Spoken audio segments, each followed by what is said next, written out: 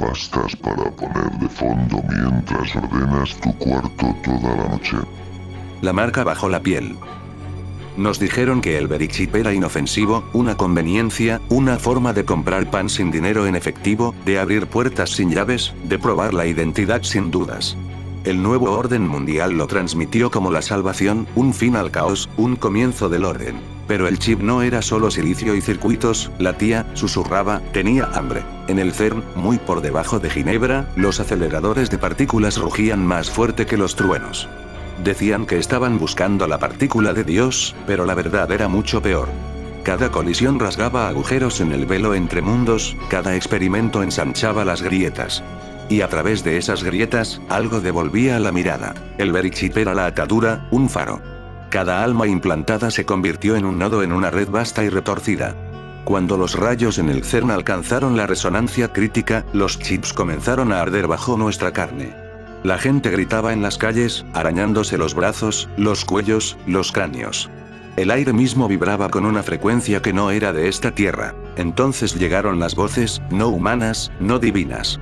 Hablaban en tonos que hacían cuajar la sangre y doler los huesos.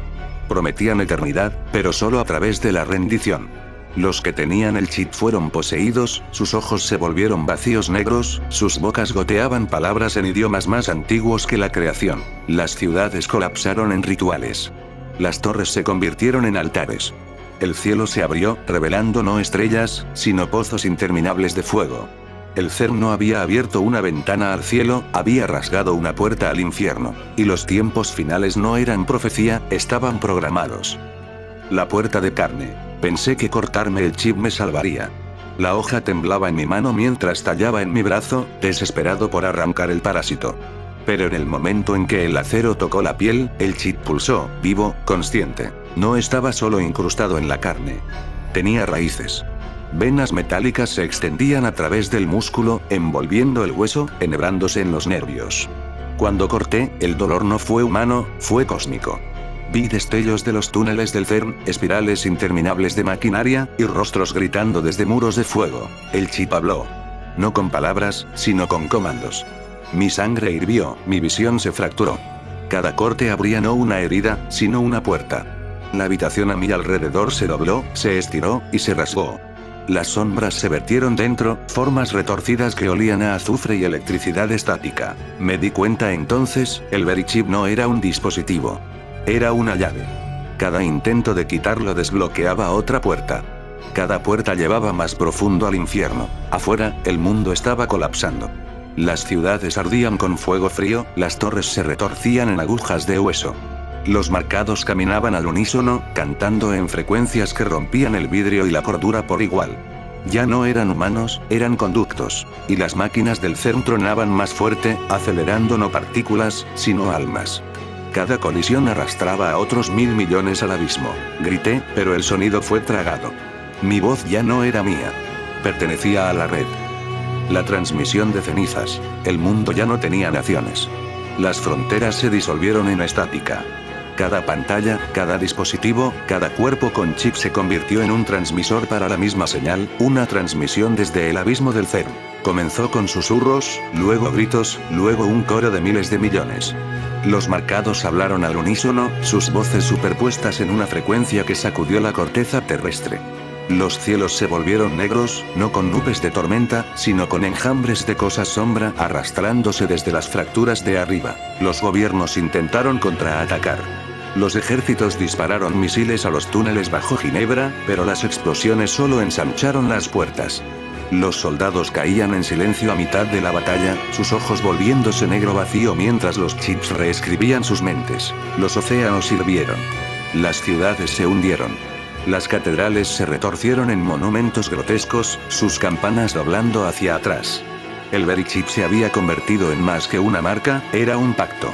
Cada alma implantada era un contrato firmado con sangre, atando a la humanidad a los circuitos del infierno. Y entonces llegó la transmisión final. No era sonido, sino visión. Cada mente viviente vio la misma imagen, un trono de fuego, construido con los huesos de los caídos. Sobre él se sentaba una figura hecha de estática y circuitos, coronada con el propio acelerador del CERN. Habló sin palabras, y sin embargo cada corazón entendió. el fin no viene, el fin está aquí, tú eres la transmisión, tú eres la ceniza. El trono de Babilonia. La transmisión de cenizas no fue el final.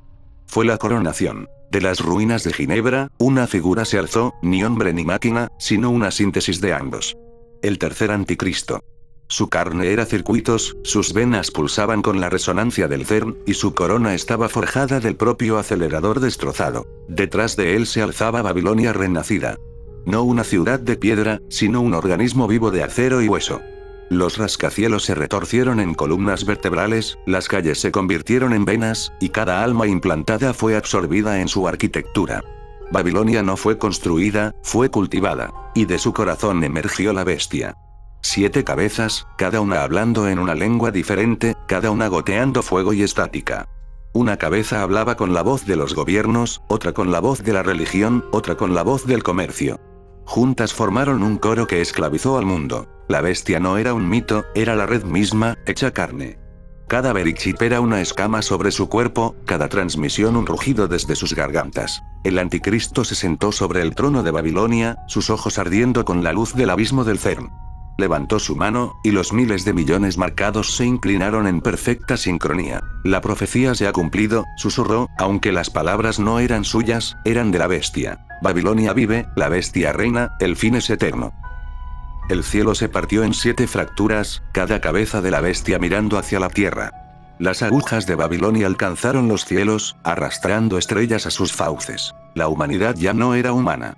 Era Babilonia. Era la bestia. Era el reino del tercer anticristo, y el mundo se convirtió en el infierno, no en fuego, sino en obediencia.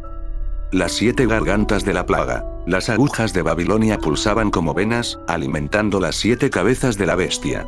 Cada garganta se abrió, y de cada una salió una plaga diferente a cualquiera que el mundo hubiera conocido jamás. La primera cabeza habló en fuego, y las ciudades se encendieron sin llama. La piedra se derritió, el acero goteó como cera, y los miles de millones marcados caminaron ilesos a través del infierno, cantando en ritmo perfecto. La segunda cabeza habló en agua, y los océanos se alzaron negros con petróleo y sangre.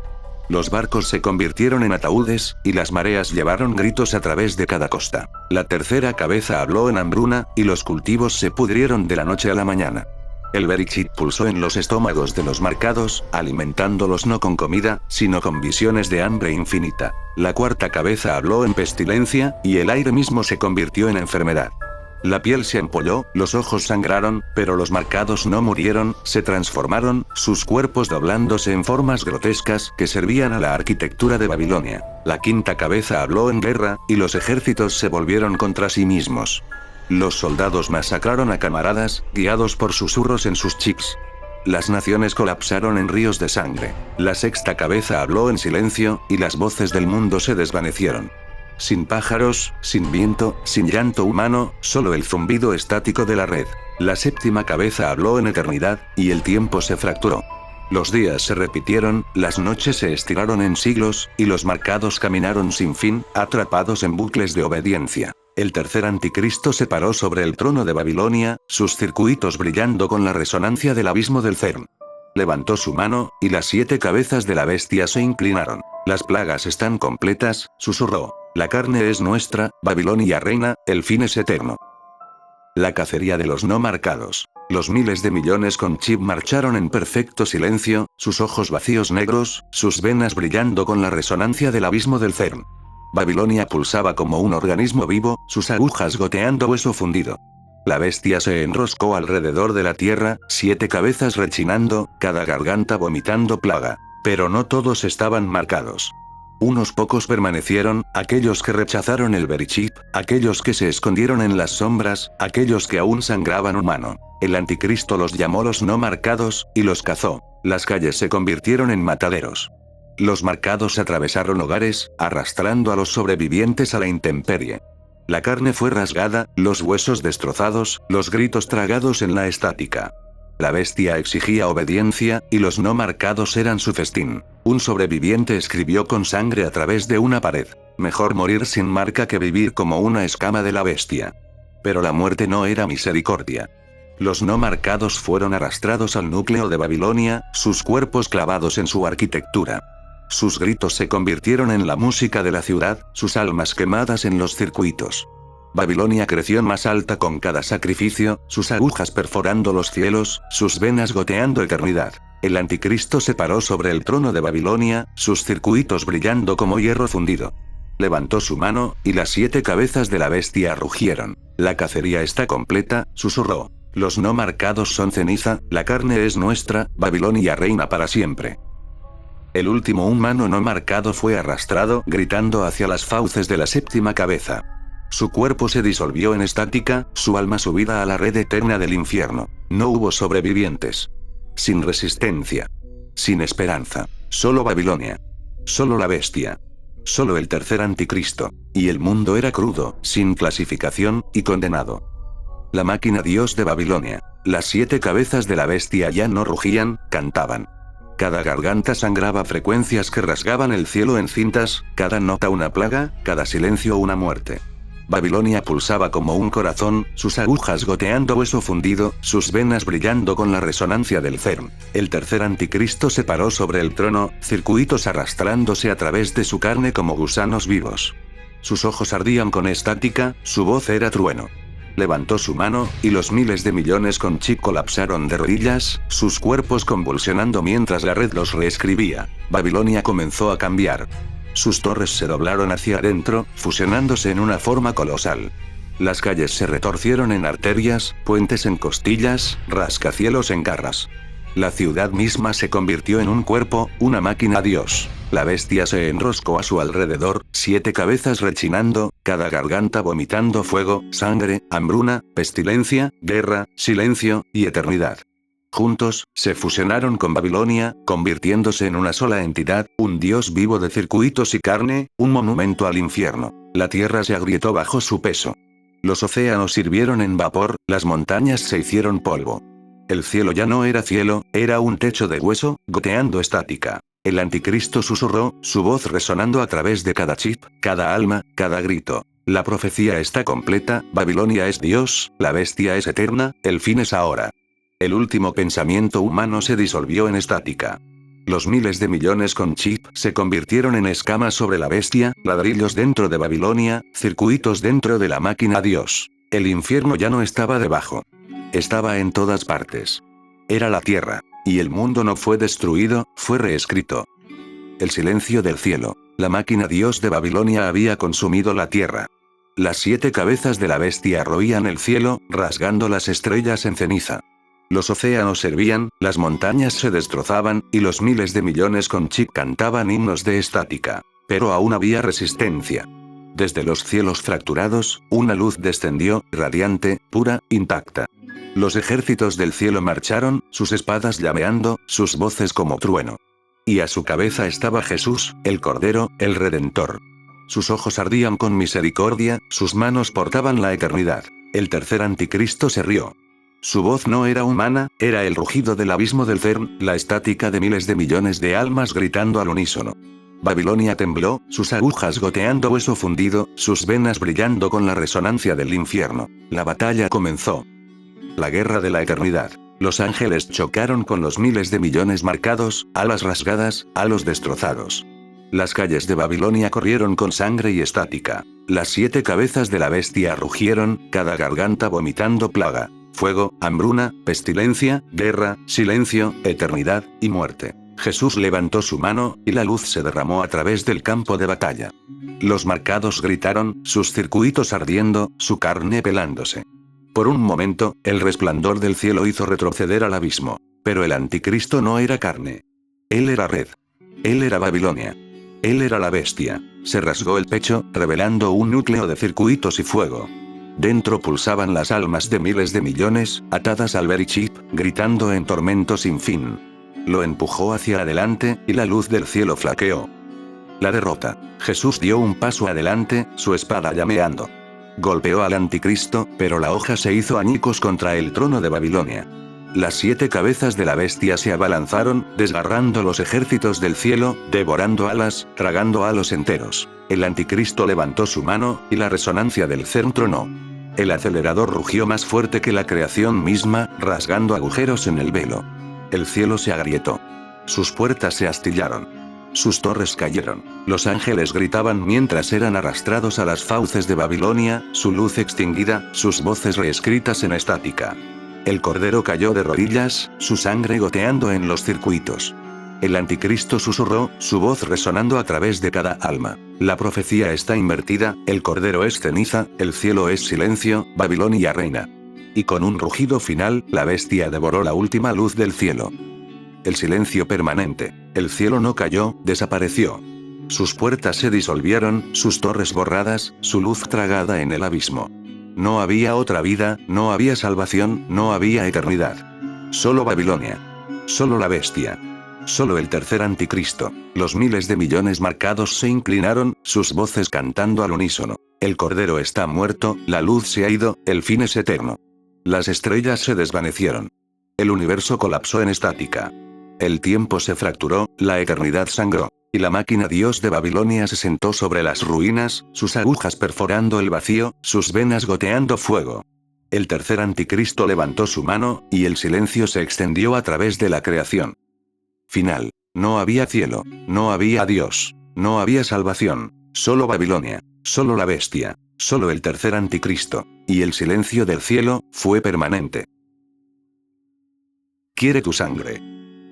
Va a haber gente que no querrá que diga esto, pero si hay alguien ahí fuera cuyo familiar experimentó lo mismo que nosotros, o algo similar, quiero que sepas que no fuiste el único. Probablemente me meta en muchos problemas por compartir lo que estoy a punto de contarles, pero ahora mismo, no me importa. Estoy harto de que todos finjan que no pasó nada. Mi padre era un operador de una unidad de fuerzas especiales del ejército a finales de los 80. No diré, y no puedo decir, a cuál sirvió. Era el 28 de julio de 1987, acababa de cumplir 17 años esa semana y se suponía que pasaríamos el día en familia e iríamos al cine a ver Robocop. A mi papá siempre le gustaron las películas de ciencia ficción, y nos unimos friqueando y burlándonos de los personajes. Y entonces, de la nada, suena el teléfono. Las llamadas telefónicas habían llegado antes. Despliegues repentinos, desapariciones por un par de días o una semana más o menos. Siempre eran difíciles, y siempre parecían llegar cuando habíamos hecho planes. Pero era mi vida, nunca había conocido nada diferente, y mamá y yo lo manejábamos bastante bien. Pero esta vez, algo era diferente. Mi padre no dijo una palabra. Solo se quedó allí, con los ojos fijos en nada en particular. Escuchó durante quizás 30 segundos, y colgó sin decir palabra. No nos miró ni a mí ni a mamá. Solo caminó directo al dormitorio y cerró la puerta. Cuando volvió a salir, ya estaba en uniforme. No el blue planchado y pulcro que usaba para los días de servicio normales. Este era el otro conjunto, el que solo llevaba en despliegues de los que no se le permitía hablar. Sin parches, sin cinta con nombre, sin insignia de unidad. Solo tela en blanco, anónima. Mamá preguntó qué estaba pasando. Él solo negó con la cabeza. Inseguro, medio murmurando para sí mismo. Dijo que era un SAP. No creo que quisiera que yo escuchara eso. No fue hasta años después que descubrí que un SAP era un programa de acceso especial. El tipo de operación que iba más allá de simplemente alto secreto. Pero no dio detalles. Me atrajo para un gran abrazo, del tipo que le das a alguien cuando no sabes cuándo volverás a verlo. Mi mamá quería llevarlo a la base, pero él dijo que no. Dijo que alguien venía a buscarlo. 5 minutos después, una camioneta oscura con placas del gobierno entró en nuestra entrada. 2 tipos que nunca había visto antes se bajaron. Tampoco llevaban uniformes. No sonrieron. Y papá no se tomó el tiempo de presentarlos. Papá echó una última mirada atrás, me dio una palmada en la espalda y dijo, «Nos vemos, amigo». Luego se fue. La primera noche fue la peor. Por lo general, papá podía llamarnos antes de salir a la misión u operación, solo para hacernos saber que estaba bien. Pero esta vez no hubo nada. Ninguna llamada telefónica. Ninguna actualización. La casa se sentía demasiado grande sin él. Demasiado silenciosa. El tipo de silencio donde empiezas a imaginar ruidos que no están ahí. El tipo de silencio donde incluso el zumbido del refrigerador suena mal. 4 días después, recuerdo estar sentado en el porche delantero, viendo el sol ponerse bajo el horizonte. Sabía que debía salir de la casa. No dejar que la ausencia de mi padre me impidiera vivir mi vida. Recuerdo pensar que debería llevar mi bicicleta a la tienda de conveniencia. Hacer algo. Pero no pude pasar del porche delantero. Y entonces, desde adentro, se escuchó el sonido distintivo del teléfono sonando. No fuerte. No dramático. Solo el teléfono ordinario de la casa sonando como siempre lo hacía. Pero recuerdo sentirme congelado. Cuando finalmente corrí adentro, mamá ya había contestado. No podía escuchar la voz al otro lado. Pero vi cómo cambiaba la postura de mamá, la forma en que sus hombros se tensaron, la forma en que su rostro se quedó sin color. ¿Está él? ¿Está vivo? Susurró. Una pausa. Una larga pausa. Luego comenzó a llorar, no del tipo aterrorizado, sino del tipo que llega cuando alguien ha estado conteniendo la respiración demasiado tiempo. Se volvió hacia mí, y nunca olvidaré la expresión de su rostro, alivio enredado con miedo. Ella me dice que la persona que llamó no dio un nombre, no confirmó nada, solo dijo, su esposo está estable. Está recibiendo tratamiento. Ella me dice que dijeron que estaba herido. No dijeron cómo. Solo que está siendo tratado. Y que volverá a casa cuando le den el alta. ¿Cuándo le den el alta de qué? Le pregunté. Mamá negó con la cabeza. No quisieron decirme. En el 6º día, mamá prácticamente caminaba por la casa con ansiedad. Para el 8º día, la tensión se volvió tan espesa que se sentía como si viviera en las paredes. Apenas dormí. Mamá tampoco. Me repetía a mí mismo que entraría por la puerta principal en cualquier momento. Que me revolvería el pelo, bromearía sobre perderse Robocop, y prometería que la veríamos el próximo fin de semana. Pero en el fondo, sabía que algo andaba mal. Como dije, él era un operador de fuerzas especiales. Los despliegues eran repentinos, rápidos y eficientes. Entraban, completaban su misión y regresaban a casa. Nunca se iba por más de un par de días, tal vez una semana. Estuvo fuera por casi 13 días. No habíamos sabido nada de nadie desde esa única y críptica llamada telefónica. Sin actualizaciones. Sin advertencia. Nada. Así que cuando escuchamos cerrarse la puerta de un auto, no se sintió real. Se sintió como si lo hubiéramos imaginado por agotamiento. Entonces, en la mañana del día 14, llegó el golpe en la puerta. Mamá abrió, y por un segundo, pensé que mis piernas cederían.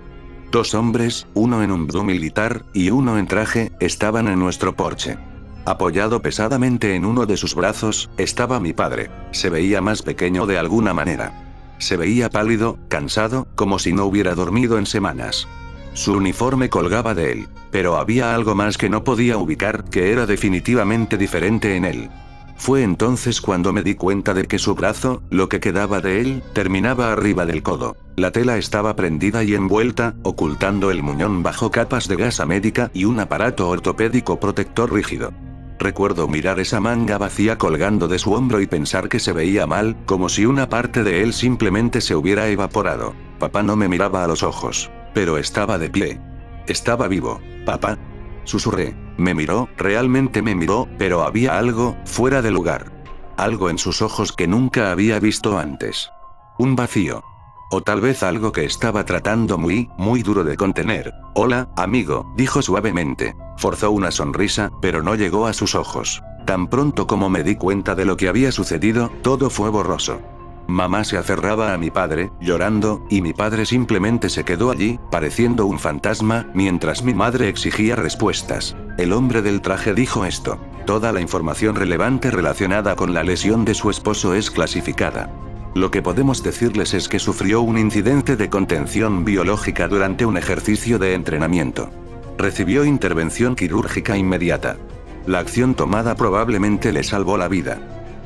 Mi padre nunca fue el mismo después de eso. Eso era de esperarse. Sabía que no estaba bien.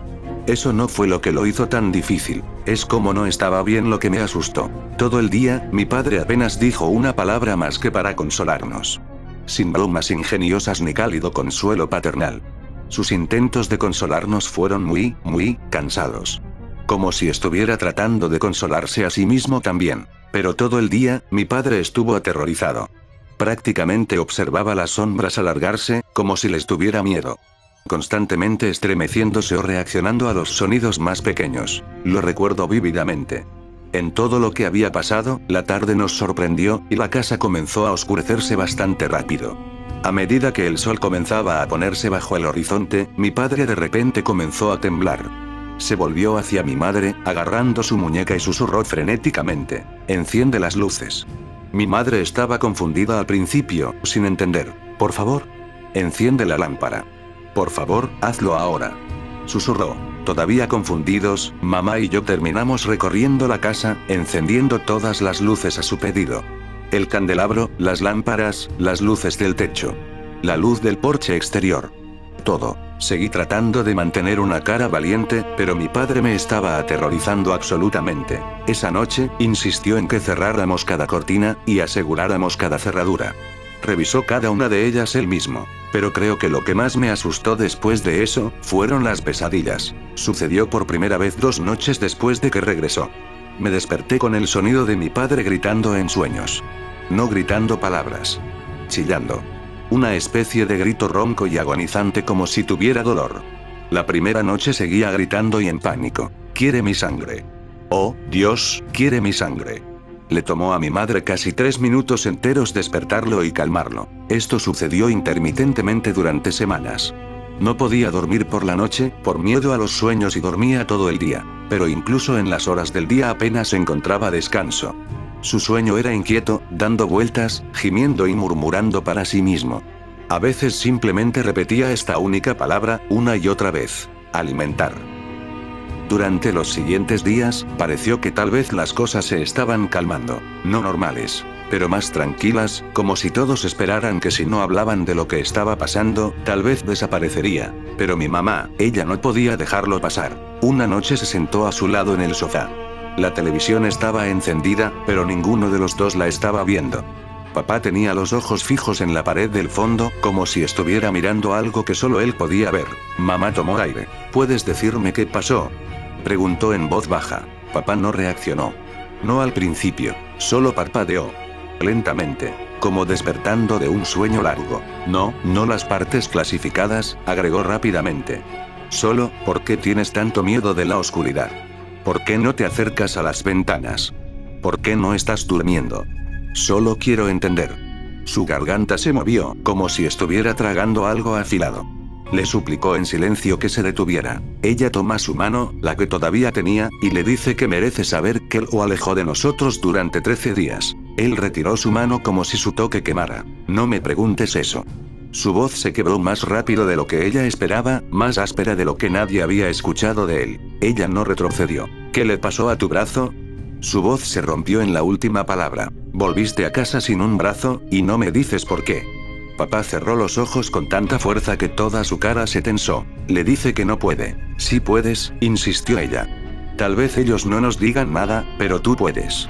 No estoy pidiendo secretos militares. Estoy preguntando por qué mi esposo se despierta gritando. Su respiración se volvió desigual, los hombros subiendo y bajando demasiado rápido. Por favor, susurró. Dime qué te hizo eso. Dime qué viste. ¡No! Su estallido no fue fuerte, no fue un grito, fue peor, un chasquido agudo y roto que sonaba como algo desgarrándose dentro de él. Nunca le había hablado a nadie así, y no lo ha hecho desde entonces. Mamá se congeló. Papá estaba temblando ahora, literalmente temblando, sus dedos clavándose en el cojín del sofá como si se aferrara a su vida. Le dice que ella no quiere saber. Mamá lo intentó de nuevo de todos modos. Cariño, tengo miedo. Todos tenemos miedo. No puedo ayudarte a menos que tú. Me habló.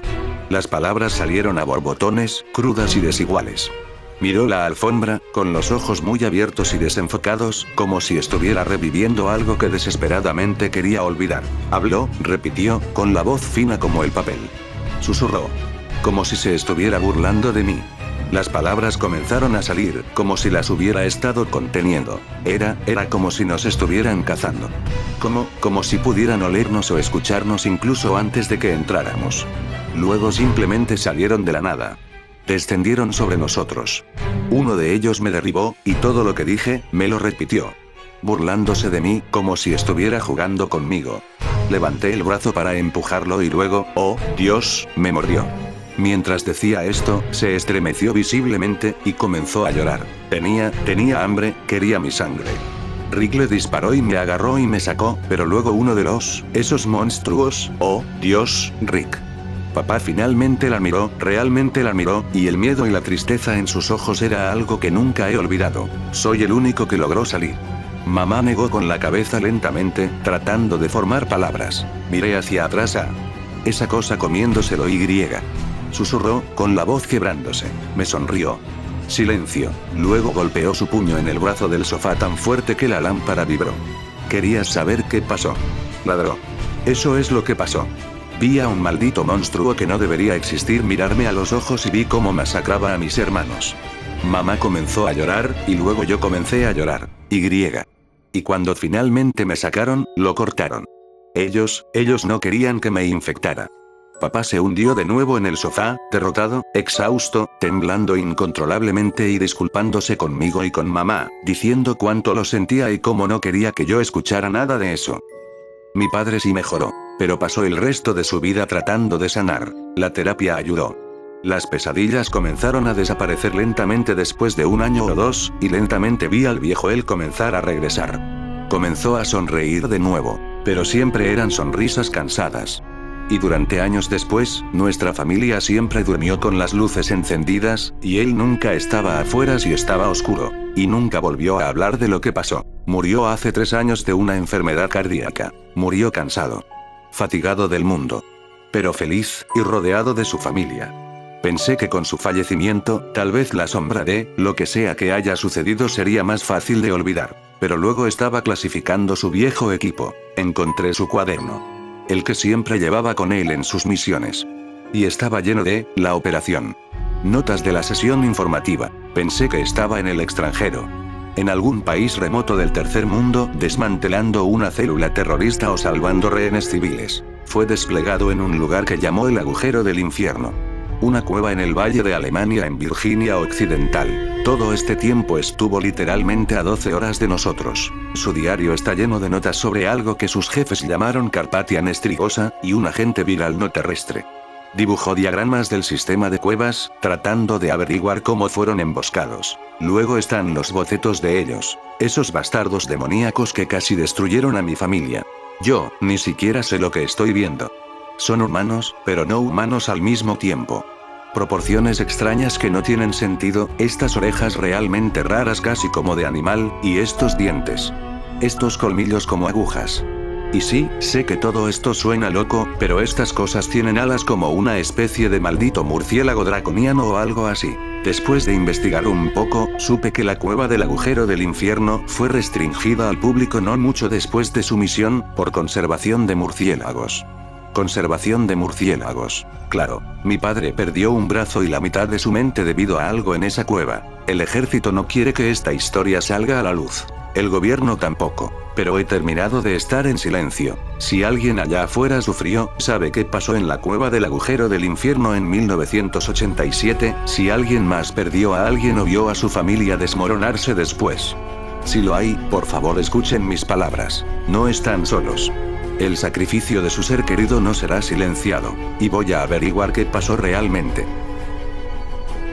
Mi familia insiste en que hay una pared donde yo veo una puerta. Empiezo a pensar que no mienten, que solo me protegen.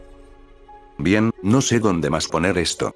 Un amigo me habló de este lugar, dijo que ustedes son más abiertos de mente que la mayoría. Necesito sacar esto, escribirlo todo, porque siento que me estoy volviendo loco o que estoy en algún tipo de problema serio. Tal vez ambos. Comenzó, o debería decir, lo noté por primera vez, cuando tenía unos 16 años. Vivimos en el mismo apartamento toda mi vida. Un viejo edificio de antes de la guerra, del tipo con paredes gruesas, techos altos, y un diseño que parecía hecho por alguien que odiaba las líneas rectas. Mi habitación estaba al final de un pasillo largo y estrecho que se bifurcaba de la sala principal. Siempre fue la parte más oscura del apartamento, la parte donde la lámpara del techo nunca parecía ser lo suficientemente brillante. Al final de este pasillo, pasando la puerta de mi dormitorio a la izquierda y el pequeño armario de ropa blanca a la derecha, había una pared sólida. Oh. Lo que se suponía que era una pared sólida. Excepto para mí, no lo era. Para mí, había una puerta. No era ornamentada ni espeluznante. Era lo contrario, lo cual era casi peor. Era una puerta de madera simple, de panel plano, pintada del mismo tono blanco eso especial de propietario que todo lo demás. Pero estaba mal. El marco era solo un poco demasiado delgado, la perilla de latón un poco demasiado deslustrada en comparación con las otras. No pertenecía. Sabía, con ese tipo de certeza profunda e instintiva que no puedes explicar, que si medía el exterior del edificio y luego el apartamento de mi familia, habría un trozo de espacio sin contabilizar. Un trozo del tamaño de una habitación. La primera vez que intenté abrirla, solo tenía curiosidad. Había caminado por el pasillo para ir a mi habitación y simplemente, me detuve frente a ella. Mi mano se extendió, mis dedos envolviendo el metal frío y suave de la perilla. Era real. Se sentía sólida bajo mi palma. Antes de que pudiera girarla, la voz de mi mamá cortó la quietud desde la cocina. Cariño, la cena está casi lista. ¿Qué estás haciendo allá atrás? Ya voy, respondí, mi mano todavía en la perilla. Escuché sus pasos, el suave arrastrar de sus pantuflas en el piso de madera. Dobló la esquina y su sonrisa vaciló por una fracción de segundo. Fue una mirada de inmenso, profundo cansancio. ¿Qué estás haciendo?, preguntó, con voz suave. Solo me preguntaba qué hay aquí, dije, señalando la puerta. No creo haberla visto abierta nunca. Ella parpadeó lentamente. ¿Visto qué he abierto, cariño? Esta puerta. Siguió mi mirada, sus ojos aterrizando en el espacio que ocupaba mi mano. Me miró a mí, luego a la pared, luego de vuelta a mí. Su expresión era de dolorosa confusión, del tipo que le darías a una mascota querida que de repente hubiera olvidado cómo caminar. Estás parado frente a la pared, dijo, su voz gentil, pero firme. Vamos. A comer. Debes estar cansado. No esperó a que respondiera. Simplemente se dio la vuelta y se alejó. Me quedé allí por un momento, mi mano flotando en el aire donde había estado la perilla. Miré hacia atrás. Todavía estaba allí. La puerta, el marco, la perilla. Podía ver las tenues grietas en la pintura. Extendí la mano de nuevo y mis dedos rozaron contra el yeso frío y texturizado. La puerta se había ido. Solo había una pared. Sacudí la cabeza, un sudor frío brotando en mi cuello. Me sentí mareado. Debí haberlo imaginado. Estrés de la escuela, tal vez. Fui a la cocina y cené, y nadie lo mencionó de nuevo. Pero siguió sucediendo. Caminaba por el pasillo y ahí estaba. La vislumbraba por el rabillo del ojo. A veces, me detenía y miraba, tratando de obligarla a quedarse, para probar que no estaba perdiendo la cabeza. Pero en el momento en que intentaba concentrarme, comprometerme realmente a interactuar con ella, alguien intervenía. Mi hermana menor fue la más directa. Yo estaba parado allí una tarde, simplemente mirándola, mi corazón latiendo con fuerza en mi pecho. Ella vino corriendo por el pasillo, teléfono en mano. ¿Cuál es tu problema?, preguntó, sin siquiera mirar hacia arriba. ¿Qué quieres decir? Siempre estás haciendo esto. Parado aquí como un bicho raro, mirando la pared. Es extraño. No es una pared, dije, mi voz apenas un susurro. Es una puerta. Finalmente levantó la vista de su pantalla, una expresión de genuina molestia en su rostro. Está bien, lo que sea. Estás bloqueando el pasillo. Me empujó, su hombro golpeando el mío, y desapareció en su habitación. Miré hacia atrás. La puerta estaba allí, sólida y silenciosa. Mi papá fue el peor, sin embargo. Su reacción no fue confusión como la de mi mamá, o molestia como la de mi hermana. Fue una ira profunda y silenciosa. Una ira que se sentía como si estuviera cubriendo algo más. Una noche, no podía dormir. El apartamento estaba en silencio, todos estaban en la cama. Salí de mi habitación y bajé por el pasillo. La luz de la luna desde la ventana de la sala apenas llegaba aquí atrás, proyectando sombras largas y distorsionadas. Y en la penumbra, la puerta parecía más real que nunca. Casi podía oler el polvo y el aire rancio que imaginaba detrás de ella. Tomé una respiración profunda y alcancé la perilla. Mis dedos estaban a 1 pulgada cuando su voz vino de la oscuridad detrás de mí. No lo hagas. Me giré. Mi papá estaba parado al otro extremo del pasillo, solo una silueta contra la tenue luz. No podía ver su rostro. Yo solo estaba. Vuelve a la cama, dijo. Su voz era plana, desprovista de cualquier emoción, pero cargaba un peso que hizo que mi sangre se helara. No hay nada allí para ti. Pero la veo, supliqué, mi voz quebrándose. Papá, hay una puerta aquí.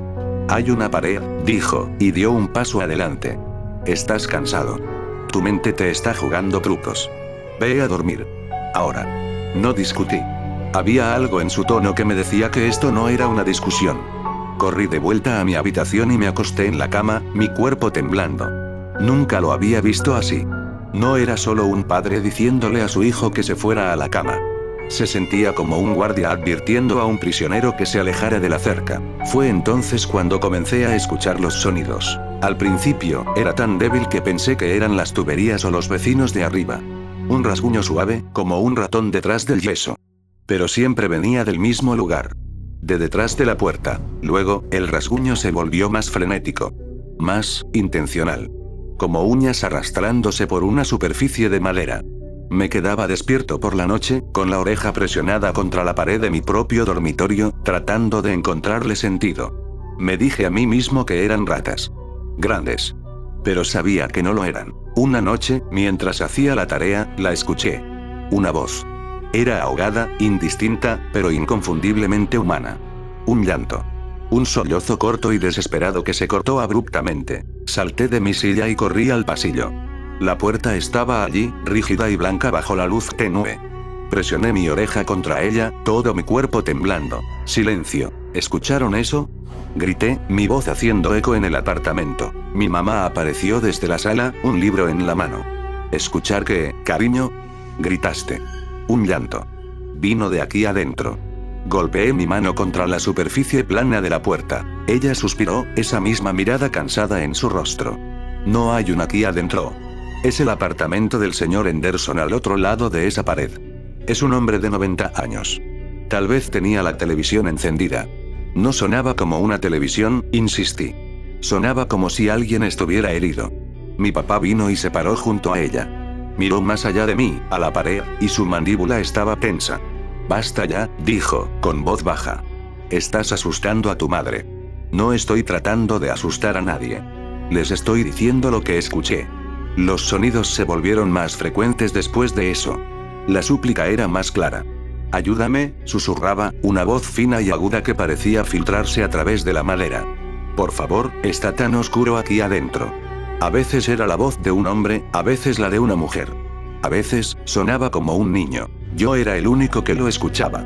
Traté de grabarlo en mi teléfono, pero todo lo que obtuve fue estática y el zumbido bajo del edificio.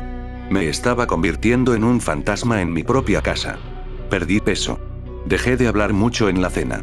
Pasaba la mayor parte de mi tiempo en mi habitación, con auriculares puestos, tratando de bloquear los susurros desde el final del pasillo. Mi familia comenzó a tratarme como si estuviera hecho de vidrio. Hablaban en tonos suaves y tranquilizadores. Mi mamá dejaba bocadillos fuera de mi puerta. Mi hermana dejó de burlarse de mí y simplemente me evitaba. Caminaban sobre cáscaras de huevo, y era sofocante. Pensaban que me estaba volviendo loco. Estaba empezando a creerles. El punto de quiebre llegó unos años después, cuando volví a casa de mi primer año de universidad. Pensé que tal vez alejarme lo habría arreglado, que la distancia habría reiniciado mi cerebro. Pero en el momento en que caminé por ese pasillo, estaba allí. La puerta. Era como si me hubiera estado esperando. Y esa noche, los sonidos fueron peores que nunca. Ya no eran solo susurros. Eran gritos. Un chillido agudo y fino de puro terror que seguía y seguía. Salí de mi habitación, con las manos sobre los oídos. ¿No pueden escuchar eso? Por el amor de Dios, ¿cómo pueden no escuchar eso? Mis padres estaban en la sala, viendo televisión. El sonido de la televisión estaba completamente ahogado por los gritos en mi cabeza. Mi papá se puso de pie, con la cara pálida. Mi mamá lloraba en silencio. Hagan que pare. Le supliqué, lágrimas corriendo por mi rostro. Papá, por favor, tienes que hacer algo. Caminó hacia mí, sus pasos pesados. Puso sus manos sobre mis hombros, su agarre como hierro. Me miró directo a los ojos, y los suyos estaban llenos de un dolor terrible y familiar. Escúchame, dijo, con voz ronca. Tienes que ser fuerte. Tienes que ignorarlo. Simplemente, bloquéalo. No puedo. Es tan fuerte. Y entonces dijo las palabras que lo cambiaron todo. Se inclinó más cerca, su voz bajando a un susurro áspero, sus ojos salvajes con una desesperación que nunca había visto antes. Lo sé, dijo entre dientes. Es más fuerte para ti de lo que fue para tu abuelo. Los gritos en mi cabeza se detuvieron. El mundo se quedó en silencio. ¿Qué? Suspiré. Se dio cuenta de lo que había dicho. La fuerza abandonó sus brazos, y tropezó hacia atrás, con el rostro ceniciento. Yo no quise decir. ¿Qué quisiste decir? Exigí, siguiéndolo mientras retrocedía. ¿Cómo fue para el abuelo? Mi mamá estaba sollozando abiertamente ahora. No lo hagas, le rogó a mi papá.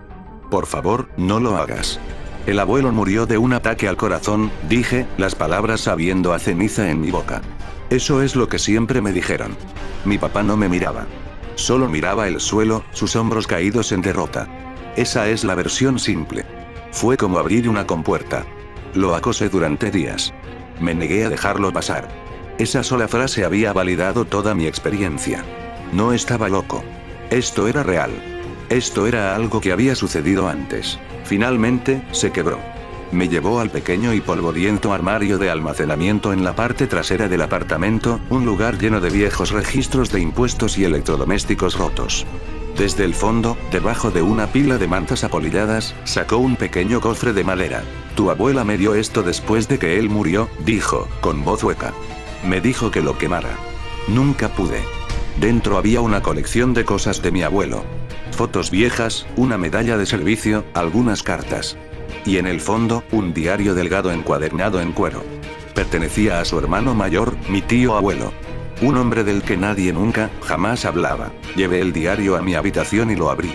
Las primeras páginas estaban fechadas justo después de la Segunda Guerra Mundial. Escribió sobre volver a casa, sobre tratar de encontrar un trabajo, sobre vivir con sus padres y su hermano menor, mi abuelo, en este mismo apartamento. Sus primeras entradas eran normales. Hablaba sobre la ciudad, sobre una chica que le gustaba, sobre su frustración con su familia. Luego, el tono comenzó a cambiar. Mencionó el pasillo. 12 de octubre. Hay una extraña corriente de aire al final del pasillo, pasando la habitación de mi hermano. Madre dice que es solo el viejo edificio asentándose, pero se siente específico. Viene de una puerta que no recuerdo que estuviera allí antes. Es simple, blanca. No parece llevar a ninguna parte según los planos del edificio que padre guarda en su estudio. Mi sangre se convirtió en hielo. Seguí leyendo. 29 de octubre. Intenté abrir la puerta hoy. Mi hermano me detuvo. Se rió y preguntó por qué estaba tratando de atravesar una pared. Cuando miré de nuevo, tenía razón. Solo había yeso. Pero sé lo que vi. No lo estoy imaginando. Él es joven, no presta atención. Pero la vi. 15 de noviembre. Los sonidos han comenzado. Un rasguño. Pensé que era una rata, pero es demasiado rítmico. Y anoche, una voz. Una mujer, creo. Pidiendo ayuda a gritos. Le pregunté a padre si la escuchó, y se enfureció. Me dijo que no volviera a ir a ese extremo del pasillo. Parecía asustado. Las entradas se volvieron más erráticas.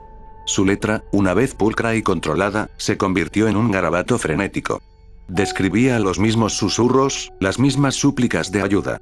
Escribió sobre la negación de su familia, su insistencia en que estaba enfermo, que la guerra le había hecho algo a su mente. 7 de diciembre. Creen que estoy loco. Hablan de mí cuando creen que no puedo oír. Quieren enviarme lejos. Pero no estoy loco. Hay alguien atrapado en esa habitación. Los escucho todas las noches. Me ruegan que los deje salir. ¿Cómo puede mi propia familia ser tan cruel como para dejar a alguien sufrir así? Ellos son los locos, no yo. 21 de diciembre. Es tan fuerte ahora. Los gritos. Nunca paran. No puedo comer. No puedo dormir. Mi hermano, mi propio hermano, me mira con lástima. Él no oye. Él no entiende. Solo yo puedo ayudarlos. La perilla está tan fría. Pero sé lo que debo hacer. La entrada final eran solo unas pocas palabras, garabateadas tan fuerte que la pluma había rasgado la página. 23 de diciembre. Tengo que dejarlos salir. Debajo de eso, había un recorte de periódico, amarillento y quebradizo, metido en la contraportada del diario. Era un artículo corto. Decía que mi tío abuelo había sido internado en un asilo estatal después de un violento episodio psicótico en el que había atacado una pared en el apartamento de su familia con un martillo, alegando que estaba liberando a los prisioneros. Murió en ese asilo 30 años después. Cerré el diario, mis manos temblando tanto que apenas podía sostenerlo. Salí a la sala, sosteniéndolo como si fuera una bomba. Mi padre estaba sentado en el sofá, con la cabeza entre las manos. Mi madre estaba a su lado, con el brazo alrededor de sus hombros. Levantaron la vista cuando entré. Ya lo sabían. No es una enfermedad, dije, con voz muerta. ¿Verdad? Mi padre finalmente me miró, su rostro una máscara de dolor. No, dijo. Es peor. Es una cosa. Una carga. Se adhiere a una persona en nuestra familia, cada generación. Parece elegir a los hijos. Eligió a mi tío. eligió a mi padre. Y ahora, te ha elegido a ti. Me contó todo. Dijo que su padre, mi abuelo, también había visto la puerta. Escuchado los sonidos. Pero después de ver lo que le pasó a su hermano, eligió un camino diferente. Pasó toda su vida ignorándola. Bebía mucho. Era un hombre frío y distante.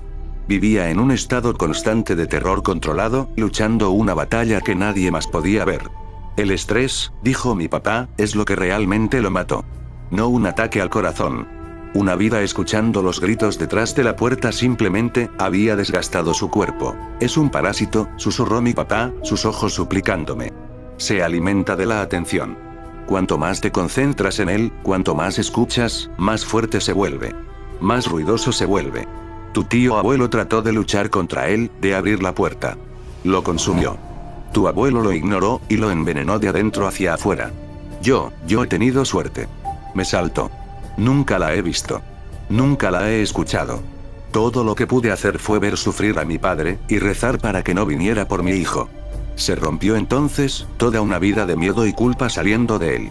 Tienes que ser más fuerte que ellos, sollozó.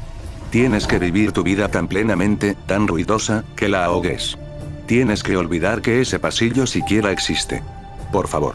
Tienes que ser el que lo mate de hambre. Que lo deje morir. Solo vive tu vida y no mires atrás. Escuché todo. Escuché sus palabras, vi sus lágrimas. Y una parte de mí, la parte lógica y educada, lo rechazó todo. Una maldición. Un parásito generacional. Sonaba como algo de una novela de fantasía. La explicación más plausible era mucho más simple, y a su manera, más triste. Mi tío abuelo tenía una enfermedad mental grave. El trauma de ello creó una ilusión compartida, un pedazo de folclore familiar transmitido a través del miedo y la sugestión. Mi abuelo probablemente tuvo sus propias luchas, y la ansiedad de mi papá se manifestó como esta negación protectora y frenética. ¿Y yo? Yo solo era el siguiente en una línea de hombres con una predisposición genética a la esquizofrenia. Eso es lo que elegí creer. Era la única opción cuerda. Les dije que necesitaba alejarme. No de ellos, sino del apartamento. Del ambiente. Necesitaba un nuevo comienzo, un lugar sin historia, sin pasillos oscuros. Mi papá discutió, me rogó que me quedara donde pudiera ayudar, pero sabía que no podía. Quedarse se sentía como aceptar que la maldición era real. Irse se sentía como elegir la cordura. Conseguí un buen trabajo en una ciudad a 1000 millas de distancia. La mudanza fue un borrón de cajas y despedidas. La última vez que vi a mi papá, me abrazó tan fuerte que apenas podía respirar. Sé fuerte, me susurró al oído. No escuches. Mi nuevo apartamento no se parece en nada al viejo. Es un edificio moderno de gran altura. Líneas limpias, mucha luz natural, todo nuevo. Durante los 2 primeros meses, fue perfecto. Era tranquilo. Felizmente, maravillosamente tranquilo. Dormí toda la noche por primera vez en años. Estaba empezando a sentirme normal. Estaba convencido de que había tomado la decisión correcta. Había escapado de la locura familiar. Anoche, terminé de desempacar la última de mis cajas. Había instalado mi oficina en el segundo dormitorio. Era tarde, y caminaba de la oficina a la cocina para buscar un vaso de agua. El área principal de la sala es de planta abierta, pero hay un pasillo corto que conduce al dormitorio principal y al baño. Es un espacio pequeño y funcional. Un lienzo en blanco. Y al final, donde se supone que debe haber una pared sólida y sin rasgos distintivos, hay una puerta. Me detuve en seco, el vaso vacío resbalando de mi mano y rompiéndose en el suelo. Es la misma puerta. La misma exacta. Simple, de panel plano, pintada de un tono de blanco un poco demasiado brillante que no combina del todo con el resto de la moldura. La misma perilla de latón deslustrada. No era el apartamento. Nunca fue el apartamento. Soy yo. La traje conmigo. Me quedé allí por lo que parecieron horas, mis pies descalzos a solo pulgadas del vidrio roto, mis ojos fijos en la puerta imposible. Las palabras de mi papá resonaban en mi cabeza. Se adhiere a una persona. Mi teléfono vibró en mi bolsillo. Era mi papá. Un mensaje de texto. Solo comprobando. ¿Todo bien? No pude responder. No pude moverme. Lentamente, temblorosamente, di un paso adelante. Y otro. Me paré ante ella, la arquitectura imposible de mi infierno personal. Podía sentir una corriente débil y fría filtrándose por debajo. Mi papá me rogó que fuera fuerte, que la ignorara, que viviera mi vida y la matara de hambre. El diario de mi tío abuelo probaba el costo de tratar de luchar contra ella, pero nunca consideraron una tercera opción. No luchar contra ella, no ignorarla, aceptarla. Me incliné hacia adelante, mi corazón martillando contra mis costillas como un pájaro atrapado. Presioné mi oreja contra la madera suave y fría. Al principio, solo hubo silencio. Un silencio profundo y profundo que era más inquietante que cualquier grito. Contuve la respiración, escuchando. Y entonces lo escuché. Un leve rasguño. Y un susurro, tan cerca que se sentía como si estuviera al otro lado de mi propia piel. Ayúdame. Mi padre me rogó que fuera lo suficientemente fuerte para ignorarla. Mi abuelo fue lo suficientemente fuerte para ignorarla, y lo rompió. Mi tío abuelo fue lo suficientemente fuerte para luchar contra ella, y lo destruyó. No sé si soy fuerte. Todo lo que sé es que por primera vez en mi vida, no hay nadie aquí para decirme que pare. Buenas noches, amor. No sé qué está pasando, pero necesito escribir esto antes de perder la cabeza por completo. El día fue normal. Trabajamos, tuvimos reuniones, terminamos la noche viendo una película y un drama tonto. Alrededor de las 10 de la noche mi novio dijo que tenía sueño y que se iba a la cama. Por lo general nos dormimos al mismo tiempo, pero esta noche quería quedarme despierta un poco más. Yo también estaba cansada, pero por alguna razón, no quería que el día terminara. Estaba pasando el tiempo viendo algún programa que ni siquiera recuerdo, revisando las redes sociales, cuando escuché un ruido proveniente del dormitorio. Sonaba como si Jaime se hubiera levantado. Pensé que podría estar preocupado por mí ya que habían pasado 2 horas, era exactamente medianoche, y yo todavía no estaba en la cama. Decidí subir antes de que él bajara a buscarme. Mientras subía las escaleras, estaba segura de que estaba en la oficina, pero cuando llegué a la habitación, estaba en la cama, dormido. O al menos, parecía dormido. Toda la habitación se sentía extraña de alguna manera. La ventana estaba abierta, la luz de la calle se derramaba dentro. Y él estaba acostado boca arriba, la cama completamente intacta, como si acabara de caer sobre ella. Sus brazos estaban planos a los costados. No se veía cómodo en absoluto, pero siempre se ha dormido fácilmente, y estaba exhausto. Tal vez solo estaba siendo dramática. Todo cambió cuando me acosté. Cuando me incliné para besar su frente, pude sentirlo sonriendo, y un escalofrío recorrió mi espalda como nada que haya sentido antes. Pero cuando traté de llamarlo por su nombre y miré su cara, todavía parecía profundamente dormido. Tal vez la sonrisa fue un reflejo de mi beso, pero podría haber jurado que me estaba mirando. Estaba oscuro, sin embargo. Tal vez no era nada. Luego, cuando me acomodé para dormir, él pasó su brazo alrededor de mí, y nunca me he sentido tan amenazada en mi vida. Su brazo sobre mis costillas era pesado, insoportablemente pesado, hasta el punto en que apenas podía respirar. Traté de despertarlo para que se moviera aunque fuera un poco, pero no reaccionó. Se quedó completamente quieto, casi deliberadamente quieto. Por lo general, cuando lo toco o comento sobre sus ronquidos, se mueve de inmediato. Cuando finalmente me quité su brazo de encima, todo en lo que podía pensar era en salir corriendo de la habitación. Pero no tenía sentido, siempre ha sido el mejor novio, mi mejor amigo. Confío en él con mi vida. ¿Por qué sentía que estaba en peligro, cuando él era el que estaba acostado allí, completamente vulnerable? Fui al baño a lavarme la cara y tomar una pastilla para dormir. El trabajo ha sido estresante, tal vez no estoy pensando con claridad. Pero cuando me levanté, se despertó y preguntó a dónde iba. Era su voz, la voz cálida que siempre me calmaba por la noche, pero escucharla me aterrorizó. Quería llorar. ¿Por qué estoy tan paranoica? Cuando dije que iba al baño, simplemente se dio la vuelta y se volvió a dormir. Me lavé la cara, pero no tomé la pastilla. Sentí que no debía dormir. Realmente no quería que la noche terminara. Me quedé frente a la puerta del dormitorio durante 2 minutos, con miedo de volver a entrar. No sé por qué estaba tan asustada.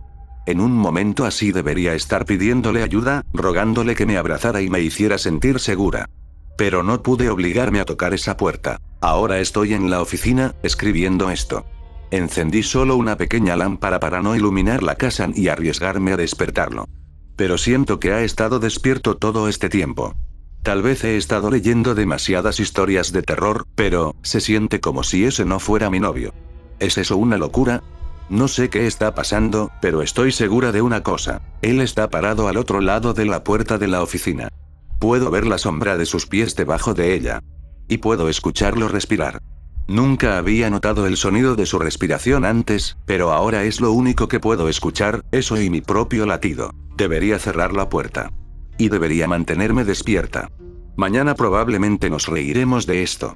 Tal vez está tratando de asustarme, y definitivamente lo está logrando. Pero es extraño. Él nunca haría algo así. Él sabe que lo odiaría. No se siente como Jaime. No el Jaime que conozco. A la mañana siguiente, todo parecía normal de nuevo. Todo se sintió como un sueño extraño.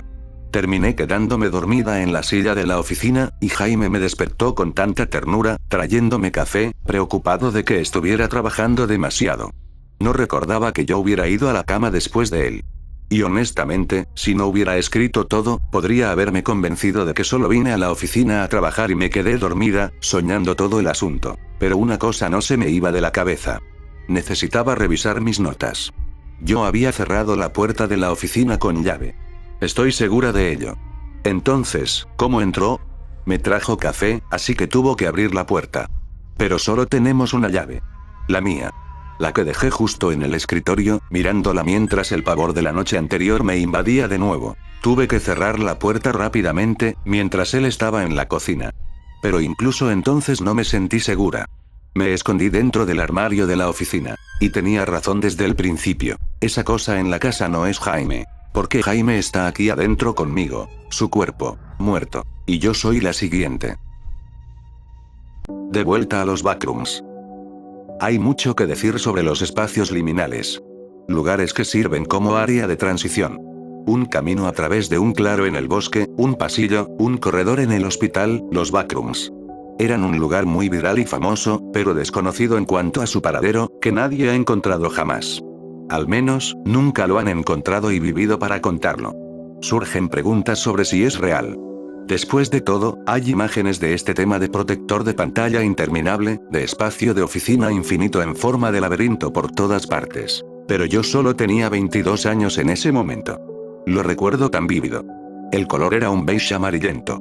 Nunca fui capaz de precisar si existían cubículos, pero sin evidencia de su ubicación, estaba perdido si quería encontrarlo. Tomé una siesta una noche en una estación de autobuses, antes de mi largo viaje a casa.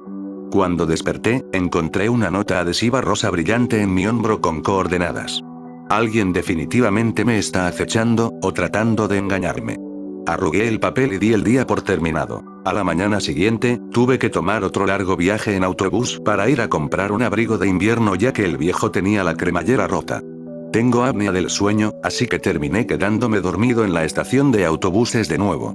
Esta vez, cuando desperté, la nota era azul con coordenadas. Las busqué en Google y encontré un almacén abandonado, viejo pero robusto. Esto es una tontería, me dije a mí mismo. Cuando llegué, no había nada a su alrededor más que estacionamientos.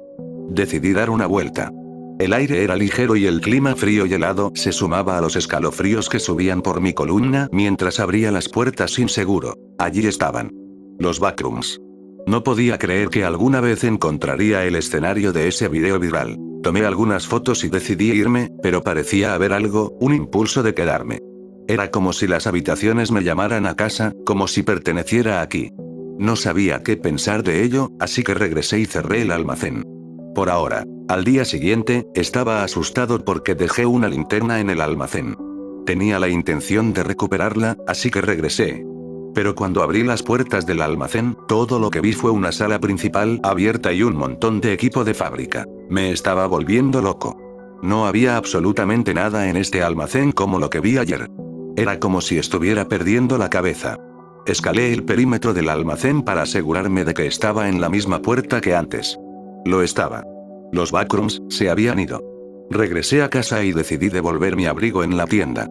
Terminé tomando otra siesta en la estación esperando una nota con coordenadas para regresar, pero no hubo nada. Estaba perdiendo el tiempo en Instagram cuando un número restringido me llamó. Ven a Walnut y la calle 34. Trae un soplete. ¿Iba a hacer algo de soldadura? Me pregunté. Compré algunos suministros en la ferretería local y salí. Estuve en esa esquina durante más de una hora. Alguien definitivamente se estaba burlando de mí. Antes de que pudiera darme la vuelta para irme a casa, un tipo con camisa a cuadros y overol se me acercó. Parece que te vendría bien una explicación. Sonrió como el padre orgulloso que nunca tuve. Tenía una complexión robusta y una barba descuidada. ¿Qué estamos haciendo aquí? Necesito ayuda para abrir una puerta. Sube, señaló su camioneta. Era una Ford de los 90. Parecía que este tipo podría saber algo, pero ¿a dónde íbamos? Llegamos a otro almacén diferente, casi igual en tamaño, y comenzó a usar el soplete en las cadenas cerradas de la puerta. Los eslabones sonaron al caer las cadenas al suelo finalmente. Vamos. Entramos y. ¿Qué sabes? Eran los backrooms. ¿Cómo se movieron? Fui a las coordenadas que me diste y estaban allí, pero desaparecieron al día siguiente. ¿Qué pasa? Él ladeó la cabeza. ¿Qué quieres decir? ¿Coordenadas? Entonces, ¿me estás diciendo que nunca dejaste notas diciéndome dónde encontrar mi ballena blanca, los backrooms? ¿Me estás diciendo que hay otra persona acechándome? Oh, es justo eso. Yo también recibí una nota con coordenadas. Supuse que era la ubicación liminal de los backrooms que siempre necesité encontrar. Perdí a alguien allí la última vez que fui y voy a volver para buscarla. Estaba perplejo por el juego que estaban jugando con nosotros. El anciano nos llevó a lo profundo del laberinto interminable por el que Internet era tan famoso. El anciano comenzó a murmurar. Tengo que salvarla antes de que la criatura la atrape. ¿Criatura? Sí, verás, los backrooms son el hogar de una criatura que atrae a la gente. Esas notas adhesivas provienen de su aura. Atrae a la gente y se alimenta. Nunca la vi, pero Bernadette y yo fuimos atraídos hacia ella. Nosotros también estábamos empeñados en encontrar los backrooms. La criatura siente a aquellos que buscan los backrooms y da dirección a aquellos que no la tienen. Encontramos nuestra ballena blanca, pero la criatura obtiene otra pieza de presa. Muchos han caído y no han escapado de ella. Se rumorea que en realidad hay un final para el laberinto que es. Antes de que pudiera hablar, escuché un leve eco de un llanto. Esa debe ser ella. Cuidado, podría ser el señuelo de la criatura. Seguimos durante unos buenos 20 minutos y podría jurar que estamos perdidos aquí. No te preocupes, hay un final para esta locura, aseguró el anciano. Sentí un largo tentáculo salir del punto oscuro donde había menos luz. Se envolvió alrededor de la pierna del anciano. Sálvate tú. Gritó el anciano mientras era arrastrado violentamente y golpeado contra las paredes mientras dejaba mi presencia. Me di la vuelta, pero estaba perdido. El tiempo corría y los backrooms pronto se reiniciarían y seríamos parte de ellos para siempre. El anciano me dijo en el viaje en auto que una vez que los backrooms se reinician cada hora más o menos, si alguien se pierde adentro, se convierte en parte de la maravilla. Bernadette. Frederick. ¿Hay alguien ahí? Saqué una palanca de mi bolsa para usarla como arma. Él me dijo que la criatura no podía ser asesinada, pero no si yo tengo algo que ver con eso. Noté un largo zarcillo filtrarse de las sombras en la parte tenue de uno de los cubículos. Entonces, me dije a mí mismo. Solo puede vivir en la oscuridad. Bueno, ¿qué pasa si enciendo una luz? Accioné un interruptor pero nada se encendió. Por supuesto, no puede ser tan fácil. Saqué una linterna de mi bolsa y la encendí. Los apéndices como tentáculos se retiraron y se desvanecieron. Corrí a través de cada giro iluminando mi camino y mientras lo hacía, me encontré con algunos otros sobrevivientes, incluida Bernadette. Pero, tristemente no pudimos encontrar al anciano. Bernadette nos llevó a un hueco en los backrooms donde había demasiada luz para que la criatura sobreviviera. Les dije a todos que esperaran allí y salí a buscar a Frederick. Frederick. Frederick. Pasé los siguientes 10 minutos recorriendo el lugar iluminando mientras avanzaba. Y en un callejón sin salida, lo vi envuelto en la trampa de enredaderas de la criatura. Frederick, usa tu linterna. Frederick trató de alcanzar su bolsillo pero estaba demasiado enredado. Solo vete sin mí.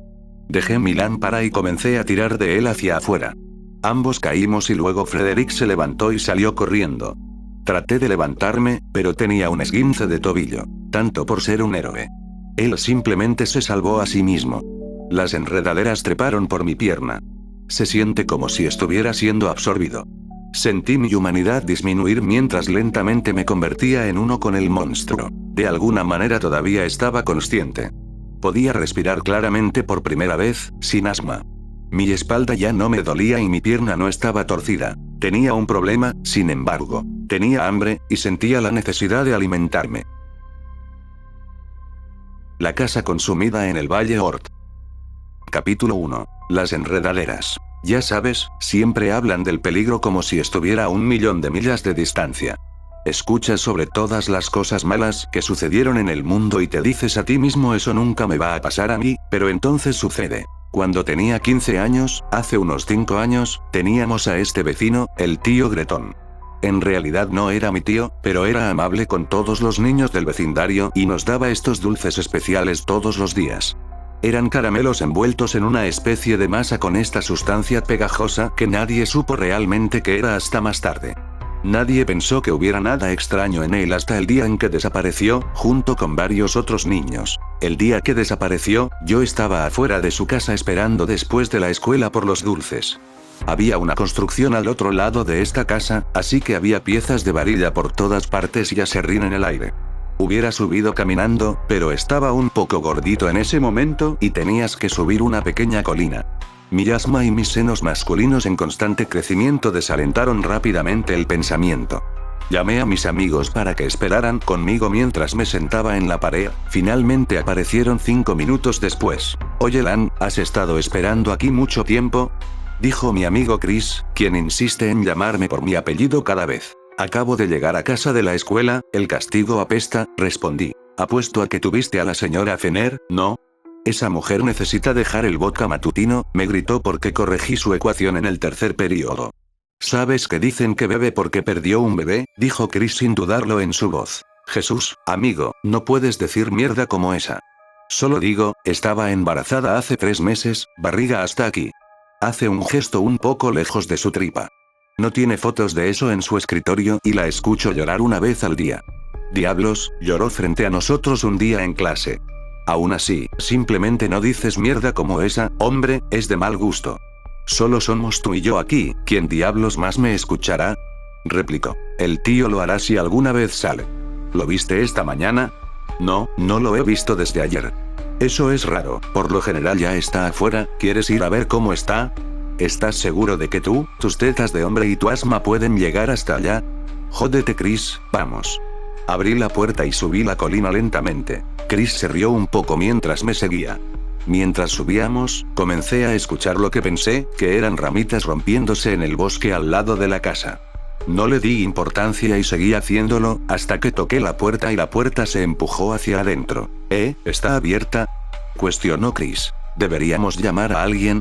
Huele raro ahí dentro, huele a animal muerto, en concreto caliente.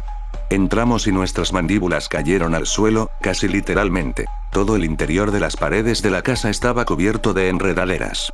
Al igual que el piso y las ventanas traseras en la cocina, lo cual notamos mientras caminábamos por el primer piso confundidos. Las enredaderas se extendían por todo el piso y bajaban cerca de nuestros pies. ¿Qué carajo pasó aquí? Pregunté en voz alta. Tío. ¿Dónde estás? ¿Estás bien? Gritó Chris escaleras arriba frente a la puerta. Vamos a revisar su habitación, dije antes de que un fuerte chillido afeminado saliera de lo que parecía ser el sótano. Hazen corre. Ve y llama a la policía. En ese momento Chris estaba en mucho mejor forma que yo y es mayor por 1 año, así que por lo general me quedo detrás de él si alguna vez nos asaltan o algo así. Voy a ver qué fue ese grito, ver si alguien necesita ayuda. Corriendo hacia la puerta principal, noté que las enredaderas comenzaban a pulsar y saqué mi teléfono. Escuché un estruendo y noté árboles saliendo del suelo en el patio del tío Gretón. Tropecé con mi teléfono mientras mi corazón se aceleraba viendo las enredaderas estirarse hacia mí. No sé qué pensé que le diría a la operadora cuando marqué el 911, pero valía la pena intentarlo en ese momento, supongo. Cuando crucé la puerta al pie de la colina, me di la vuelta para ver que las enredaderas se detenían justo antes de la puerta. Mientras escuchaba las palabras que me dieron una pizca de alivio, miré a la casa ahora rodeada. Enredaderas y árboles por todas partes. 911, ¿cuál es su emergencia? Preguntó la mujer en la llamada. Hola. 911, ¿puede hablar en su condición actual? Presione el botón de encendido 5 veces si necesita ayuda. Dudé por varios segundos antes de soltar un balbuceo de palabras. Los árboles se comieron la casa. Mi amigo está adentro, Chris está adentro. ¿Cuál es su ubicación, cariño? Estoy en el Valle Ord, cerca de... Una explosión de la casa prendió fuego a todas las enredaderas dentro y fuera de la casa, enviándome volando hacia atrás contra 2 piezas de varilla. Gritando a todo pulmón, miré hacia abajo a mi pierna y tripa perforadas, mientras las lágrimas rodaban por mis ojos y la sangre cubría mi boca. Me desmayé. Capítulo 2. El funeral. Desperté varios días después de un coma, con mi padre a mi lado, dormido con mi libro favorito en sus manos. Cujo de Stephen King. Papá. Agarré su mano y la sacudí. Se despertó aturdido y me abrazó de inmediato, las lágrimas cayendo de su rostro al mío mientras lo hacía. Oh, mi niño, estás despierto, gracias a Dios. ¿Dónde está Chris? Mi papá se congeló un poco y se apartó. Con una mirada sombría en su rostro, me sostuvo por los hombros y dijo 2 palabras antes de que comenzara el llanto. Lo siento. Continuó, pero simplemente lo desconecté mientras lloraba en sus brazos. Unos días después salí del hospital con un par de muletas, una dieta especializada y la promesa de tener que usar un bastón por el resto de mi vida. Fui a casa a cambiarme para el funeral y mi papá y yo nos dirigimos allí. Aunque no pensé que debería estar allí, él no debería haber estado allí, es mi culpa que esté muerto y todos lo saben. Mi mejor amigo, muerto y todo es mi culpa. Llegamos y nos quedamos atrás un rato, para no llamar la atención de la mamá de Chris. Aparentemente se intercambiaron palabras entre ella y mi padre. La hermana de Chris le dijo a su mamá que le envió un mensaje a Chris y ahora ella me culpa, y no la culpo. Era un ataúd cerrado, por supuesto, pero no pude evitar sentir curiosidad si la explosión lo mató o las enredaderas. Mi tren de pensamiento fue interrumpido cuando escuché algunos susurros, sonaba como Chris. No estoy muerto, ven a buscarme. Lo escuché una y otra vez. Empezó a gritarme, sentí como si alguien estuviera golpeando un tambor en mi cabeza. Empecé a llorar, no podía soportarlo más. Cállate. Mi padre me miró con sorpresa. Al igual que la mamá de Chris, quien comenzó hacia nosotros con furia ardiente en sus ojos. Tienes un maldito descaro. Matas a mi hijo y te presentas en su funeral. Un caballero mayor corrió hacia ella y la agarró mientras corríamos de regreso al auto. Mi papá llegó primero mientras yo cojeaba lentamente detrás. Sheriff, será mejor que lo arreste antes de que mate de nuevo. Es el diablo. Ella divagaba mientras nos alejábamos y mi padre me consolaba. Más tarde esa noche estoy en mi habitación simplemente mirando al techo.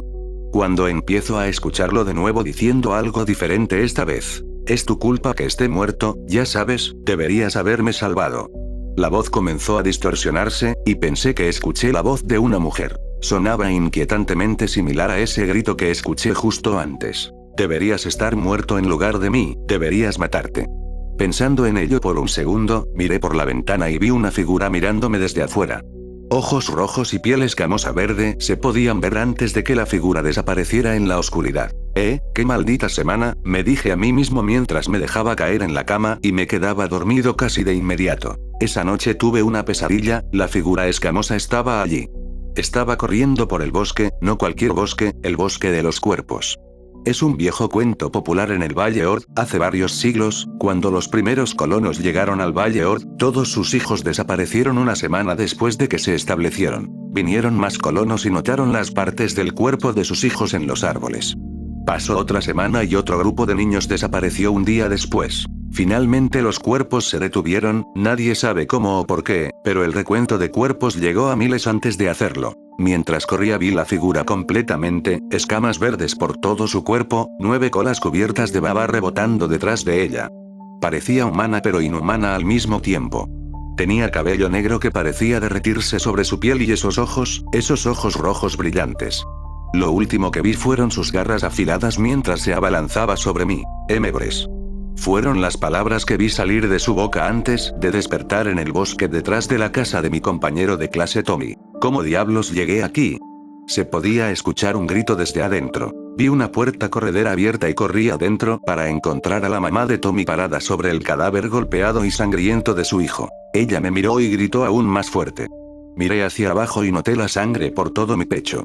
No me di cuenta de que estaba sin camisa, y no vi la sangre que conducía a la puerta corredera. La huella de la mano en la pared exterior también se me pasó por alto mientras miraba las fotos dispuestas ante mí en la mesa de la sala de interrogatorios unos días después. Hijo, hay 5 niños desaparecidos, por favor ayúdame a entender qué está pasando aquí. Porque no me gusta cómo se ve esto, hijo, dijo mi papá conteniendo las lágrimas. Fue el monstruo, ella me obligó a hacerlo. Capítulo 3. El sótano. Miré hacia abajo a las enredaderas antes de escuchar un grito proveniente del sótano. Miré a Hazen y temí por su seguridad. Hazen, corre. Ve y llama a la policía. Le grité y corrí al sótano temiendo lo peor de mi mentor. Voy a ver qué fue ese grito, ver si alguien necesita ayuda. Abrí la puerta de golpe y la nota sangrienta en el escalón del sótano decía lo siguiente. Cristian, mi muchacho, si estás leyendo esto significa que nos hemos quedado sin la pasta para proteger a los niños y el escudo está casi caído, no hay forma de detenerla, ella vendrá por ellos y no podemos detenerla. Quema esta casa y desaparece, ya sabes el procedimiento. Sigue practicando pero sal del Valle Horda ahora. Escuché un estruendo y fui por mi bolsa de emergencia en el montaplatos. Golpeé las válvulas mientras comenzaba a ver los árboles aparecer en el patio delantero. Agarrando un bote de gasolina del montaplatos, esparcí el líquido por todo el suelo, luego me dirigí a la puerta trasera y miré a Hazen por última vez. No estaba destinado a ser, supongo, otra vida pensé. Giré mi cabeza y la perilla mientras una mano escamosa agarraba mi otra mano que tenía un encendedor. ¿A dónde vas, mi dulce? Al mentor se le partieron las tripas y tú te largas. TSK. No antes de probar esta dulce carne. Eres demasiado débil ahora, bruja. Has estado contenida demasiado tiempo y no estoy en el menú. Ella me empujó al aire y a través de la puerta y me sostuvo allí por un segundo, sus manos de reptil a pulgadas de mi pecho. Tengo suficiente poder para ti y ese delicioso bocado allá afuera. Miré a Hazen, tenía su teléfono afuera y me vio a través de los árboles. Miré una última vez antes de patear a la bruja en el pecho. La envió de vuelta a la cocina, encendí el encendedor y lo tiré al suelo. En un segundo la bruja se lanzó hacia mí y en otro fue lanzada fuera de la casa. Yo también, pero en otra dirección. Unos minutos después desperté y vi sirenas acercándose al borde del valle. Más importante aún, vi a Hazen, vivo pero herido. Gravemente. Eso definitivamente no la mató, carajo, lo siento tío Gretón, pero tengo que quedarme un poco más. Un día después estoy afuera de una habitación de hospital mirando a Hazen en su coma. ¿Hubo algo que podría haber hecho diferente? ¿Debería haberle contado sobre la bruja? ¿O mi mentor o el dulce de masa que podría haberlo salvado? Supongo que nunca lo sabré. Entro y voy hacia él. Oye, esto no es tu culpa, espero que puedas entender eso o tal vez incluso escucharlo. El mundo estaba lleno de monstruos, y a todos se les permitió morder a los inocentes y desprevenidos. Saqué una petaca y agarré su mano. Adiós, Lam, a lo que podría haber sido. Tomé un trago y luego escuché la voz de su padre desde el pasillo. Rápidamente corrí a la ventana y salí al jardín de abajo. Dejando la ventana abierta mientras entraba el sheriff. Epílogo. Mi dulce, tú serás mi presagio, tráemelos cuando despiertes y te salvarás. Solo tú, mi dulce, solo tú. Perdonaré a tu amigo por ahora. Su momento llegará. Puse mis manos sobre la cabeza del niño mientras dormía en la cama del hospital, y puse mi sello sobre él. Adiós, mi dulce. Pasé junto al sheriff dormido justo cuando el niño se despertó y se teletransportó lejos. Papá. La copia del perro de mi amigo quiere que lo deje entrar. Le prometí a mi amigo que cuidaría su casa mientras él estaba en el extranjero por un viaje de trabajo. Esta no es la primera vez que hago esto. Normalmente, aprovecharía un lugar tranquilo para mí solo por unos días, pero esta noche el silencio presionaba un poco demasiado fuerte, el tipo de silencio que hace que cada sonido se sienta intencional. Max, el pastor alemán de mi amigo, siempre ha sido mi única compañía. Un buen perro. Protector. Inteligente. Demasiado inteligente, honestamente. Del tipo que te hace sentir seguro. Estaba en la cocina, a mitad de un capítulo de problemas de cálculo, del tipo destinado a arruinar tu noche, cuando Max se sobresaltó de su lugar junto al sofá y acechó hacia la puerta trasera. Un retumbo bajo subió de su pecho, tan profundo que lo sentí antes de escucharlo. Tranquilo, amigo, murmuré, sin levantar completamente la vista de la ecuación que estaba resolviendo. Continuó gruñendo, algo que nunca había hecho. Dejando mi lápiz, levanté la vista para ver que me estaba mirando fijamente. Sus ojos cambiaban su mirada hacia mí y hacia su izquierda. Supuse que quería salir, porque necesitaba hacer lo que la madre naturaleza manda. Se quedó rígido ante el vidrio, con la cola recta, la cabeza baja mientras yo caminaba hacia la puerta corrediza. Entreabrí la puerta y lo dejé salir. El aire frío entró, oliendo levemente a pino y tierra mojada. Max corrió hacia el patio, ladrando en ráfagas agudas y decisivas, mientras rodeaba la línea de la cerca. Esperé, viendo su silueta precipitarse a través del brillo irregular de la luz del porche. Nada inusual allá afuera, ni mapaches, ni ciervos, ni vecinos errantes. Solo el patio, la oscuridad, y Max actuando como si algo estuviera ahí fuera. Finalmente regresó al trote con ese andar rígido e inquieto que tienen los perros cuando sus instintos no se han apagado del todo. Lo dejé entrar. Le di una palmadita. Traté de sacudirme la sensación que subía por mi columna. De vuelta al cálculo. De vuelta a fingir que las integrales eran las únicas pesadillas arrastrándose sobre mí esta noche. Pasaron 10 minutos antes de que Max gruñera de nuevo, solo que esta vez lo escuché ladrar. Una sola advertencia atronadora que rompió la quietud como un hueso. Luego otra. Y otra. ¿En serio? Gemí, empujando mi silla hacia atrás. Miré el reloj. Era tarde. Pasada la medianoche. Terminaré la pregunta en la que estaba y daré por terminada la noche, pensé. Mi amigo no había mencionado que Max tuviera ansiedad, o terrores nocturnos, o lo que fuera esto. No estaba acostumbrado a perros grandes, especialmente a los que parecían listos para pelear con sombras. Caminé hacia la puerta corrediza trasera, con la irritación hirviendo a fuego lento. Max, si esto es por una ardilla, te juro que... Pero en el momento en que llegué a la puerta, los ladridos cesaron. Simplemente se quedó allí, con los músculos temblando, los ojos fijos en la línea de árboles. Cuando abrí la puerta, se negó a salir esta vez. Desconcertado, me incliné y acaricié su pelaje, tranquilizándolo. Esta vez saldré con él. Salí al porche con una linterna, escaneando el patio de la forma en que imaginaba que lo haría un adulto responsable. Nada. El haz de luz se extendía hacia los árboles, captando solo ramas que se mecían perezosamente con la brisa. Se mantuvo cerca de mí por alguna razón. ¿Esta montaña de perro estaba gimoteando? ¿Tiene miedo? ¿De qué? Yo también me sentí incómodo. La noche estaba más fría de lo que debería. Y yo también, sentí ojos mirándome igual que Max. Tampoco era tranquilizador que la noche estuviera en silencio. Demasiado tranquila, sin sonido de cigarras zumbando o ranas croando. Ni siquiera el flujo del viento. Cuando escuché una rama de árbol romperse, nos apresuré a ambos a volver a entrar. Volví a entrar sintiéndome tonto, pero la inquietud se aferraba a mí como una carga estática. Max me siguió pero no se acostó. Simplemente se quedó cerca de mis piernas, respiraciones pesadas empañando la quietud de nuevo. Me acomodé en la mesa una vez más. Traté de volver a deslizarme en los números y líneas y problemas con respuestas. Traté de ignorar la forma en que las orejas de Max se movían hacia la puerta cada pocos segundos. Debió haber pasado media hora cuando la casa finalmente se asentó en un ritmo de nuevo.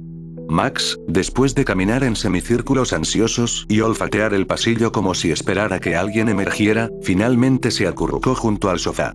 Sus respiraciones se alargaron, luego se profundizaron, y en poco tiempo ese ronquido constante y suave se escapó de él. Verlo dormido debería haberme consolado. No lo hizo. En todo caso, me hizo más consciente de lo agotado que estaba, y de cuánto deseaba que la noche terminara. Me volví hacia la mesa, luché a través de un problema más, y dejé que mi mente divagara. Los números se desenfocaron. Mis propios ojos se cerraron. Entonces. Ladrido. Me sobresalté tanto que mi lápiz se rompió en mi mano. Siguió otro ladrido, fuerte, agudo, insistente. Haciendo eco a través de la cocina. Me froté la cara, ya irritado. Max, vamos, hombre, murmuré en voz baja. ¿Otra vez? Pero la molestia se evaporó en el momento en que miré hacia la sala de estar. Max no estaba en la puerta trasera. No estaba caminando de un lado a otro. Ni siquiera estaba despierto. Su cama estaba vacía. El sofá estaba vacío. Mi latido tartamudeó. Escaneé la habitación, esperando que saliera de algún lugar al que nunca había ido antes, pero los ladridos continuaban, cada eco enhebrándose en mis nervios como un alambre tensado. Con un pavor creciente, caminé hacia la puerta corrediza. Las baldosas de la cocina se sentían demasiado frías bajo mis pies. La casa se sentía mal. Como si estuviera conteniendo la respiración. Llegué a la puerta trasera y miré a través del vidrio. Nada. Solo el patio iluminado por la luna. Solo la cerca. Solo el brillo distante de la línea de árboles. Pero los ladridos no sonaban débiles. No sonaban distantes. Sonaba como si fuera justo afuera. Deslicé la puerta apenas una pulgada, lo suficiente para que el aire invernal se colara, agudo y metálico en mi lengua. Y fue entonces cuando me golpeó. Los ladridos no venían de dentro de la casa. Venían del patio. Exactamente donde había tenido a Max antes. Me congelé, con los dedos entumecidos contra el vidrio frío. Y en ese momento suspendido, me di cuenta de que no tenía idea de cuándo Max se había separado de mi lado, o si alguna vez lo había hecho realmente. Antes de que pudiera reunir el coraje para llamarlo, un gruñido bajo recorrió la habitación detrás de mí. Profundo. Húmedo. Incorrecto. Mi piel se tensó. Giré la cabeza lentamente, aterrorizado de lo que podría ver. Max estaba parado en medio de la cocina. Pero no parado como lo hacen los perros. Estaba erguido. Balanceándose sobre sus patas traseras, imponente, oscilando ligeramente como una marioneta con hilos invisibles. Su pelaje estaba enmarañado con algo oscuro y húmedo. Sus ojos, esos cálidos ojos marrones a los que me había acostumbrado, se habían ido, reemplazados por pozos de negro brillante. Una línea fresca de sangre se deslizaba por el costado de su hocico. Y sin embargo, él sonrió. Lo suficientemente amplio como para mostrar cada diente. Los ladridos afuera se detuvieron. La cosa en mi cocina, no.